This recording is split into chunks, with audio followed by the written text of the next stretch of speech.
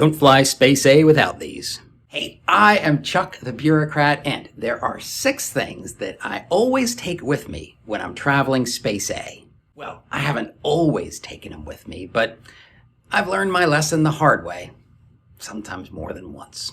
Okay, number 1 is a power strip. Just a regular old US power strip that can turn 1 outlet into 5 outlets.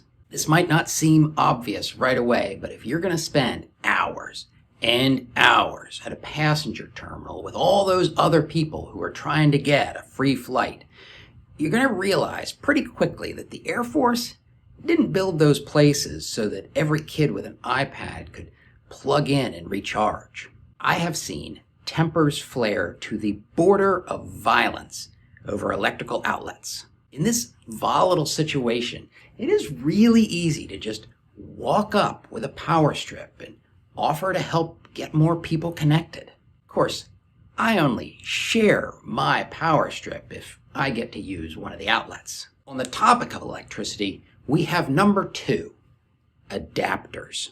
Now, for this one, you gotta get it right, and I am not talking about transformers.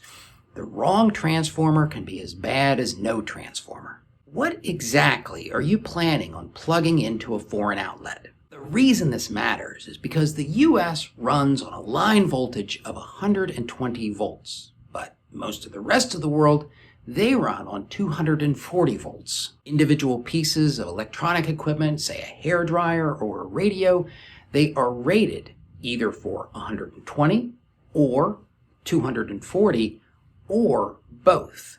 That's called dual voltage. If a device is only rated for 120 volts and you plug it into a foreign outlet at 240, you're going to get a pop, a little puff of smoke, and one less thing that you have to carry home. But if it's dual voltage, you don't need a transformer.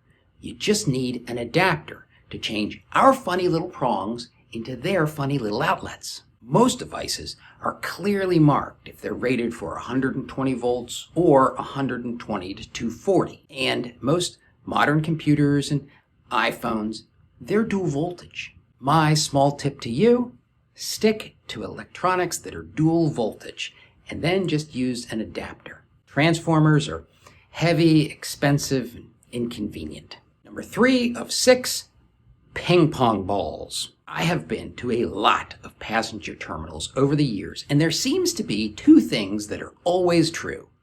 Number 1, they always have a ping pong table. And number 2, they don't have any ping pong balls. And this is more than just BYOP. I don't want to play ping pong. And I'm not being altruistic here. I just want the bored teenage boys to stay on the other side of the passenger terminal. Slowly feeding ping pong balls into the passenger terminal area. It's a really nice way to make sure that the high-spirited youth stay concentrated so that I can be somewhere else. Number 4, old Doug Adams was right. Bring a towel.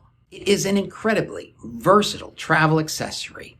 It's a pillow, it's a blanket, it's a cushion, it's a shade, it's shelter, it's packaging material, it can be a bandage or a diaper. And follow me on this one, you can also use it to dry off after you take a shower. If you've listened to these videos on Space A, you've probably noticed that you can get stuck in a passenger terminal at odd hours and for more hours than you really intended to be there. Well, a lot of passenger terminals have showers specifically for that reason.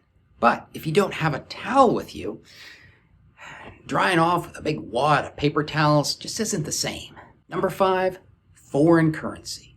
Look, it is the 21st century, and you're not going to need a lot of foreign money, but you are going to need some. And what's more, you typically need it the instant you pass through customs. Taxi drivers always prefer cash, and the US dollar isn't quite what it used to be.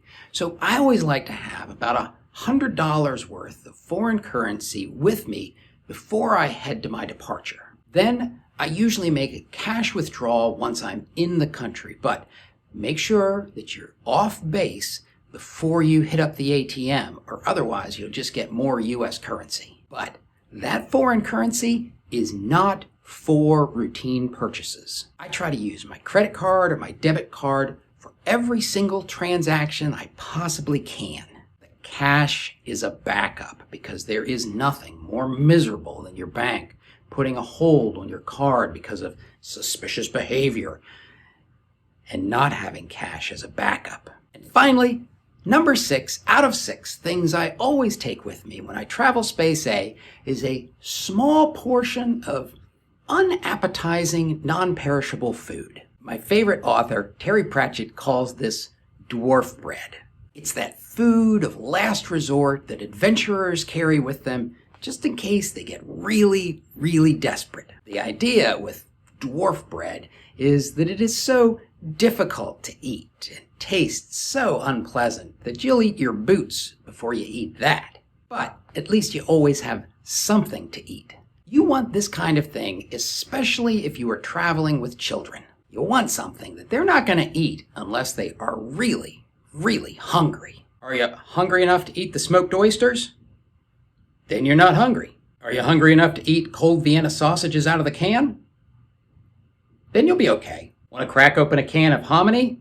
I don't even know what that is. Like I always say, Space A travel can provide you and your family with all sorts of interesting experiences. And I'm sure that you have come up with your own strange little things that you'd never want to leave behind. If you have a favorite, put it in the comments. And watch this video to see how you can make passing through a foreign checkpoint a whole lot less stressful.